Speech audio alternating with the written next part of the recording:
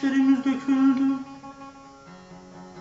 Sonra saçlarımız, ardından birer birer arkadaşlarımız.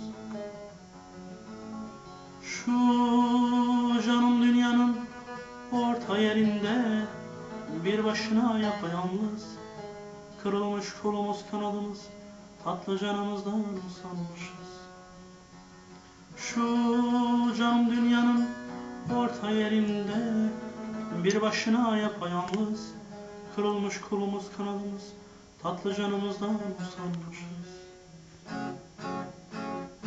Akşam olur mektuplar, hasretlik söyle, Zagreb Radyosu'nun İnmarlen türküsü.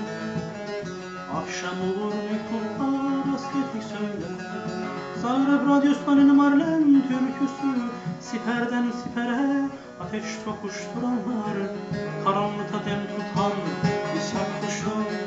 Siperden sipere ateş tokuşturanlar, karanlıkta dem tutan İshak kuşu. İnsanlar yemin ettik, inancımız var, özgürlük için özgürlük aşkına. Biz insanlar yemin ettik, imanımız var, özgürlük için özgürlük aşkına. Savrulacak dönem, savrulacak düşman, lehrin cefasını çekip sefasını süreceğiz. Savrulacak dönem, savrulacak düşman, lehrin cefasını çekip sefasını süreceğiz. Hasretlik söyle, Zagreb Radyosu'ndan İnmarlen türküsü. Akşam olur mektuplar, hasretlik söyle, Zagreb Radyosu'ndan İnmarlen türküsü.